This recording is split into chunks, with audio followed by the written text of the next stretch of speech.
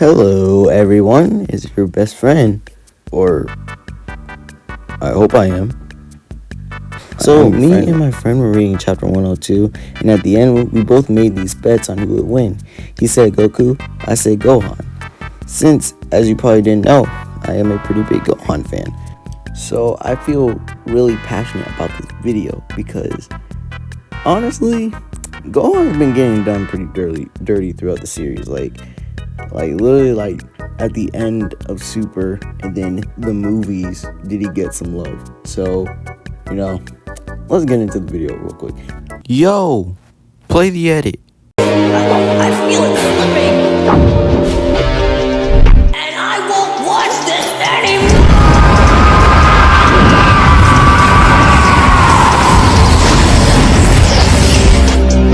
Is that all you've got?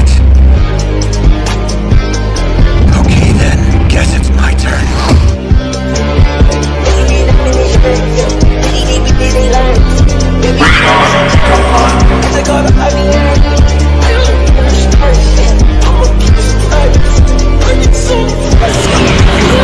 And I'm getting sick of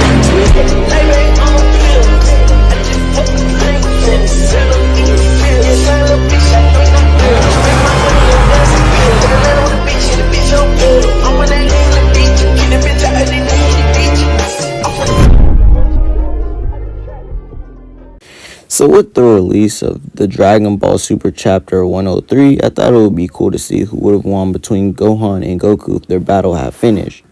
And I've learned to power scale properly so that I don't mess it up. So let's get into the characters themselves. But before I start yapping, please like and subscribe. It's free and I'm trying to get to 500 subs.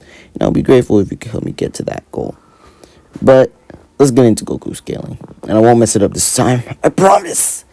So I'm going over Goku's feats from the Broly arc to the Granola arc, since we didn't really get any feats in the superhero movie, and I will be using those feats to determine his strength and speed amongst other things.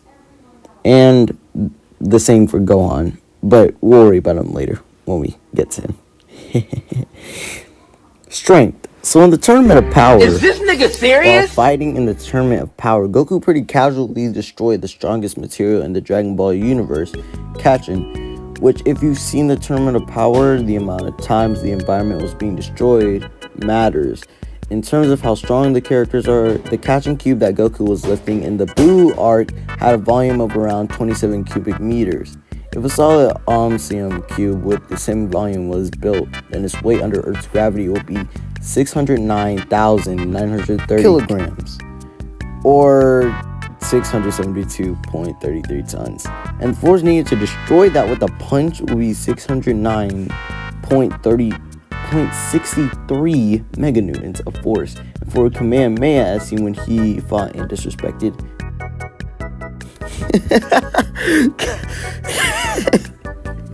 Kefla, that would take 332.232 joules of force. Oh my god, I sound like Death Battle with these calcs. But what about his speed? Well, we can compare it to other characters. Like, how fast can Dispo run? Well, it's said in episode 104 of the Dragon Ball Super anime that Dispo can move past the speed of light, as we have seen him move much faster than Hit, whose speed is also faster than the speed of light.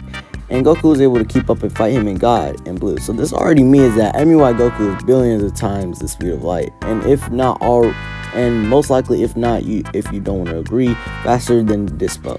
Like, a lot faster than Dispo.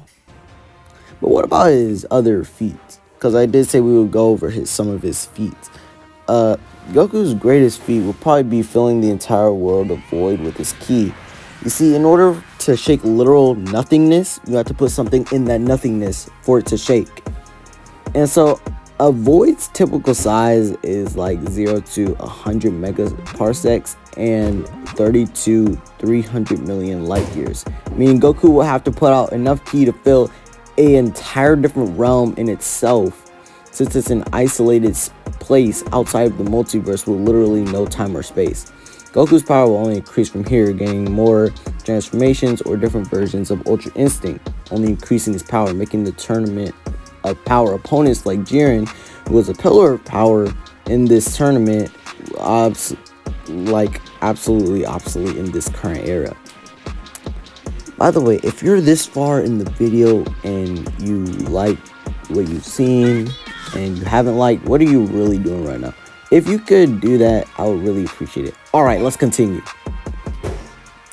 So how powerful is Gohan? So Gohan arguably has the most change throughout the Super series in terms of raw power and even motivation. From being below himself in the Buu Saga to where Gohan was able to fight Gamma 1, progressively getting stronger throughout the fight, who was stated by Piccolo to be on the level of Goku and Vegeta. However, Piccolo wouldn't be as caught up since he wasn't present during Granola, Gas, and Black Frieza. However, he was there and watched Goku's battle with Moro. Now, I'm not implying that Gamma 1 is as powerful as MUI Goku from the Moro arc, but the possibility is still there. But since so many people feel Piccolo means Super Saiyan Blue, we'll just compare Gamma 1 to Super Saiyan Blue. And Gohan, while fighting Gamma 1 at first, is a little bit outclassed here because of the lack of fighting that he's been doing. However, throughout the battle, Gohan started closing the gap between them, and when he reached Ultimate, he was beating up Gamma 1 while conversing with Piccolo. Disrespect, I tell you. But what about Cell Max, you may ask? Well, Cell Max is compared to the power of Broly. While not being all the way at the level since he wasn't completed, he's still comparable. And Gohan did do him like how Super Saiyan Blue Gogeta did Broly. So we can assume that Beast with Dog Broly, since he was able to compete with the MUI Goku, who, hot take, is superior to Super Saiyan Blue Gogeta. And that moves us to his speed. Okay, so Beast Gohan was able to speed blitz MUI Goku, the same Goku, who I forgot to mention, scales through Granola, who outsped Instant Transmission, which has infinite speed, thus giving Goku that level of speed, and Gohan was able to burst right past him. And Goku had a surprise reaction, just barely dodging, with Gohan getting ahead of him, implying Gohan can reach that level of strength and speed, and possibly beyond. And we have more proof, because throughout the battle, he started to show Goku up, until he started fighting Broly. So who would have won? From the way it was going, I'll say Goku, because even though we've seen that he started to catch up to Goku and eventually started to make him struggle, the plot was definitely on Goku's side. And let me also put this out there, that Vegeta implied that Goku was fighting with experience, and I'm guessing that will also imply that Gohan was stronger than Goku. And that brings me to my next point on who should have won, and Gohan should have won. Let me tell you why. Gohan's feats have been feats that are comparable and even surpass that of Goku's. So if we can use his feats in calcs against that of Goku's, we see that Gohan is finally ready to beat his dad after all this time. Like, finally, my goat can get some respect for a change, you know. And honestly, if I'm being honest, I believe that the way they should have did the chapter should have concluded with Gohan and Broly fighting, but it should have given an end to the Gohan versus Goku. And I do really believe that Gohan should have won, but in the way the chapter was going, in the way that Vegeta was giving exposition to the audience, I do believe that Goku would have won.